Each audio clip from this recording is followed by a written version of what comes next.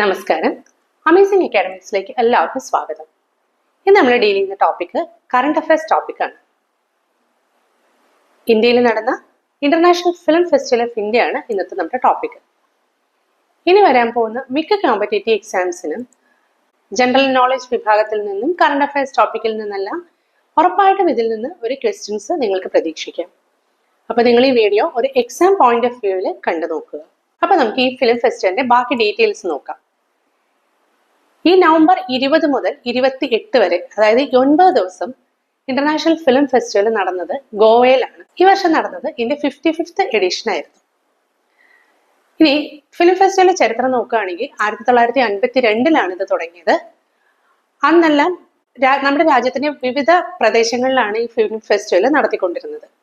അതിനുശേഷം 2004 ഗോവ ഇതിന്റെ ഒരു പെർമനന്റ് വെന്യൂ ആയിട്ട് ഇവർ ഫിക്സ് ചെയ്യുന്നത്. ഇതിപ്പോ നടത്തുന്നത് ministry of information and broadcasting, national film development corporation and entertainment society of Goa എന്നീ 3 സംഘടനകൾ ചേർന്നാണ് ഈ ഫിലിം ഫെസ്റ്റിവൽ നടത്തുന്നത്.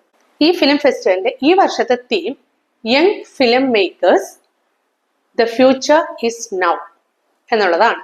ഇത് നിങ്ങൾ ഓർത്ത് വെക്കുക. ചിലപ്പോൾ ക്വസ്റ്റ്യനിൽ 55th എഡിഷനിലെ തീം എന്താണെന്നായിരിക്കും ചോദിക്കുക. 55th എഡിഷനാണ് ഇപ്പൊ നടന്നതെന്ന് നിങ്ങൾ ജസ്റ്റ് ഒന്ന് അറിഞ്ഞിരിക്കുകയാണെങ്കിൽ ഇതാണ് തീം എന്ന് നിങ്ങൾക്ക് അറിയാൻ പറ്റും. ഈ വർഷത്തെ ഫെസ്റ്റിവലിന് ചില പ്രത്യേകതകളുണ്ട്. അതെന്തൊക്കെയാണെന്ന് നമുക്ക് നോക്കാം. ആദ്യത്തെ പ്രത്യേകത എന്ന് പറയുന്നത് ഇന്ത്യയിലെ ഒരു നവാഗത സംവിധായകന് അവാർഡ് ഏർപ്പെടുത്തി എന്നുള്ളതാണ്. അതായത് ഇന്ത്യയിലെ യങ് ടാലൻസിനെ പ്രൊമോട്ട് ചെയ്യുക, എൻകറേജ് ചെയ്യുക എന്നുള്ള ലക്ഷ്യത്തോടു കൂടിയാണ് ഈ ഒരു അവാർഡ് കാറ്റഗറി ഈ വർഷം ഏർപ്പെടുത്തിയത്. ഇതുകൂടാതെ നമ്മുടെ പ്രസാർ ഭാരതിയുടെ ഓവർ ദി ടോപ്പ് പ്ലാറ്റ്ഫോമായ, അതായത് OTT പ്ലാറ്റ്ഫോമായ വേവ്സിന്റെ ഉദ്ഘാടനവും ഈ മേളയോടനുബന്ധിച്ച് നടന്നു. അത് ഗോവയുടെ ചീഫ് മിനിസ്റ്ററായ ഡോക്ടർ പ്രമോദ് സാവന്ത് ആണ് ആ ഉദ്ഘാടന കർമ്മം നിർവഹിച്ചത്.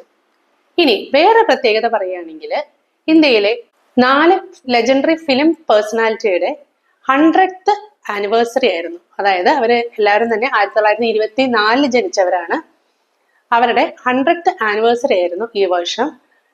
അവരുടെ പേരിൽ ഒരു കമമറേറ്റീവ് സ്റ്റാമ്പും ഇറക്കിയുണ്ടായി. അപ്പൊ ഈ പേഴ്സണാലിറ്റികൾ ആരാണെന്ന് നിങ്ങൾ അറിഞ്ഞു വെക്കുന്നതും നിങ്ങൾക്ക് എക്സാം പോയിന്റ് ഓഫ് വ്യൂവിൽ നന്നായിരിക്കും. അവര് ആരൊക്കെയാണെന്ന് നമുക്ക് നോക്കാം. Legendary actor Raj Kapoor, film maker Tapan Sinha, Telugu actor Akkineni Nageswara Rao and singer Mohammed Rafi. ഈ 4 ലെജൻഡറി ഫിലിം പേഴ്സണാലിറ്റികൾക്ക് വേണ്ടി ഒരു ട്രിബ്യൂട്ട് ഈ വർഷത്തെ മേളയോടനുബന്ധിച്ച് സംഘടിപ്പിക്കുകയുണ്ടായിരുന്നു. അപ്പൊ ഇതെല്ലാം ഈ വർഷത്തെ മേളയുടെ എടുത്തു പറയേണ്ട കുറച്ച് സവിശേഷതകളാണ്. 81 രാജ്യങ്ങളിൽ നിന്നായി 195ഓളം ചിത്രങ്ങളാണ് പ്രദർശിപ്പിച്ചത്. ഇന്റർനാഷണൽ ഫിലിം ഫെസ്റ്റിവലിന്റെ ജൂറി ചെയർമാനായിട്ട് തെരഞ്ഞെടുത്തത് ഇന്ത്യൻ ഫിലിം മേക്കർ അശുതോഷ് ഗൗരിക്കറിനെയാണ്. നമ്മുടെ ലെജൻഡറി ഫിലിം മേക്കർ സത്യജിത് റായുടെ ഓർമ്മയ്ക്കായിട്ട് എല്ലാ വർഷവും Satyajit Ray lifetime achievement award നൽകുന്നുണ്ട്. അത് ഈ വർഷം ലഭിച്ചത് ഓസ്ട്രേലിയൻ ലെജൻഡറി ഫിലിം മേക്കറായ ഫിലിപ്പ് നോയ്സിനാണ്. ഇനി നമുക്ക് ഓരോ വിഭാഗത്തിലും അവാർഡിന് അർഹരായവരെ പരിചയപ്പെടാം. ആദ്യം തന്നെ പറയട്ടെ, ഈ ഫെസ്റ്റിവലിന്റെ ഏറ്റവും പ്രസ്റ്റീജിയസ് ആയിട്ടുള്ള അവാർഡാണ് ഗോൾഡൻ പീകോക്ക് അവാർഡ്. ഇത് നൽകുന്നത് ഏറ്റവും ബെസ്റ്റ് ഫീച്ചർ ഫിലിമിനാണ്.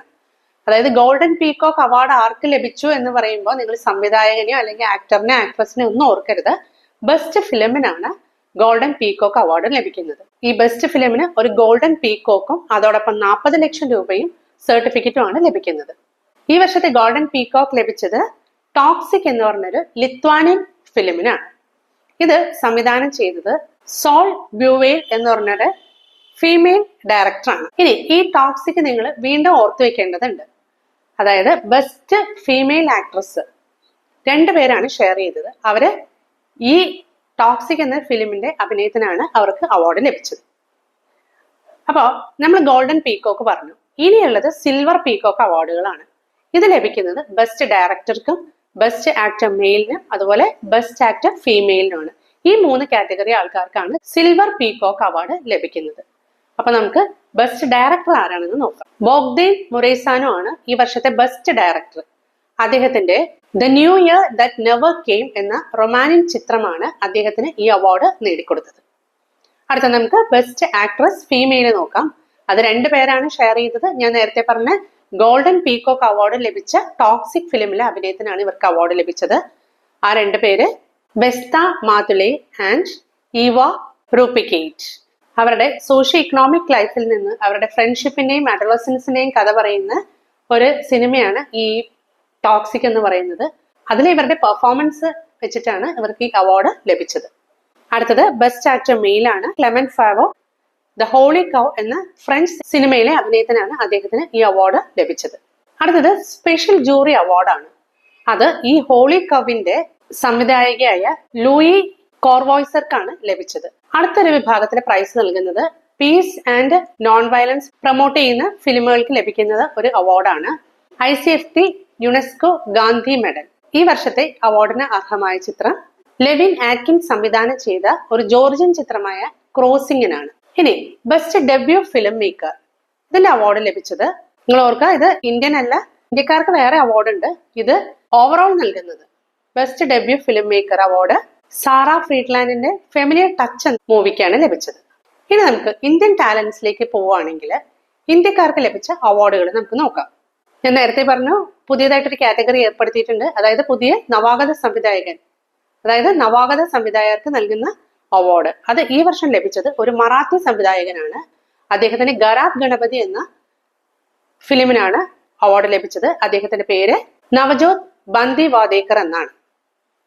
അടുത്തത് OTT പ്രദർശിപ്പിക്കുന്ന സിനിമകൾക്കും അവാർഡ് ലഭിക്കുന്നുണ്ട്. ഈ വർഷം ലഭിച്ചത് സോണി ലൈവിൽ പ്രദർശിപ്പിച്ച ലംപാൻ എന്ന് പറയുന്ന ഒരു മറാത്തി സീരിയലിനാണ്. ഇത് സംവിധാനം ചെയ്തത് നിപുൺ ധർമാധികാരിയാണ്. Indian film personality of the year ആയിട്ട് തെരഞ്ഞെടുക്കപ്പെട്ടത് വിക്രാന്ത് മാസിയാണ്. ഇന്ത്യൻ സിനിമയ്ക്ക് അദ്ദേഹം നൽകിയ ഓവറോൾ കോൺട്രിബ്യൂഷൻ കണക്കിലെടുത്തുകൊണ്ടാണ് അദ്ദേഹത്തിന് ഈ അവാർഡ് ലഭിച്ചത്. 12th ഫെയിൽ എന്ന സിനിമയിലെ അദ്ദേഹത്തിന്റെ പ്രകടനവും എടുത്തു പറയേണ്ടതാണ്. ഗോൾഡൻ പീകോക്ക് വിഭാഗത്തിലേക്ക് 15 സിനിമകളാണ് പ്രദർശിപ്പിച്ചത്. അതില് ഇന്ത്യയിൽ നിന്ന് 3 സിനിമകൾ ഉണ്ടായിരുന്നു. The goat life, article 370, Rao Saheb. ഇങ്ങനെ 3 സിനിമകളാണ് ഇതിൽ കോമ്പീറ്റ് ചെയ്തത്. ഇനി മലയാളത്തിൽ നിന്ന് നോക്കുകയാണെങ്കിൽ ഈ ഇവിടെ പ്രദർശിപ്പിച്ച 4 മലയാള സിനിമകളുണ്ട്. അതായത് ആടുജീവിതം, ഭ്രമയുഗം, ലെവൽ ക്രോസ്, അതുകൂടാതെ മഞ്ഞമ്മൽ ബോയ്സ്. ഇതിന്റെ ക്ലോസിംഗ് സെറമണി നടന്നത് ശ്യാമപ്രസാദ് മുഖർജി ഇൻഡോർ സ്റ്റേഡിയത്തിലാണ് ഗോവയില്. ക്ലോസിംഗ് സെറമണിക്ക് പ്രദർശിപ്പിച്ച ചിത്രം ചെക്ക് ഫിലിം മേക്കറായ ബോദാൻ സൈമ സംവിധാനം ചെയ്ത ഡ്രൈ സീസൺ എന്ന ഫിലിമായിരുന്നു. അപ്പോൾ ഇത്രയൊക്കെയാണ് ഇന്റർനാഷണൽ ഫിലിം ഫെസ്റ്റിവലിനെ കുറിച്ച് പറയാനുള്ളത്. നമുക്ക് വേണമെങ്കിൽ ജസ്റ്റ് ഒരു റീക്യാപ്പ് നടത്താം, എല്ലാം ഓടിച്ചെന്ന് നോക്കാം. ബെസ്റ്റ് ഫിലിം സോൾ ബ്ലൂവേറ്റ് സംവിധാനം ചെയ്ത Toxic. Best actor male Clement Favreau Holy Cow ആണ് film. Best actor female Toxic ഫിലിമിലെ വെസ്റ്റ മാതലയും ഇവ റൂപ്പിക്കേറ്റും. സ്പെഷ്യൽ ജൂറി അവാർഡ് ഹോളി കവിന്റെ സംവിധായിക Louise Courvoisier. Best debut feature film familiar touch directed by Sara Friedland. Best debut director ഇന്ത്യയില് നവജോത് ബന്ദിവാദേക്കർ, ഗാര Ganpati. ICFT Gandhi UNESCO medal Levan ആറ്റ്കിന്റെ Crossing എന്ന ഫിലിമിന്. Best OTT series Lampan, Nipun Dharmadhikari സംവിധാനം ചെയ്തത്. Indian film personality of the year Vikrant Massey. അപ്പൊ ഇത്രയൊക്കെയാണ് ഈ ഫിലിം ഫെസ്റ്റിവലിനെ കുറിച്ച് പറയാനുള്ളത്. ഇത് കേട്ടിട്ട് എല്ലാവർക്കും അടുത്ത കോമ്പറ്റേറ്റീവ് എക്സാംസിന് നല്ലപോലെ പ്രിപ്പയർ ചെയ്ത് ഇതിൽ നിന്ന് വരുന്ന ക്വസ്റ്റ്യൻസിന് എല്ലാവർക്കും ആൻസർ ചെയ്യാൻ സാധിക്കട്ടെ എന്ന് ഞാൻ ആശംസിക്കുന്നു.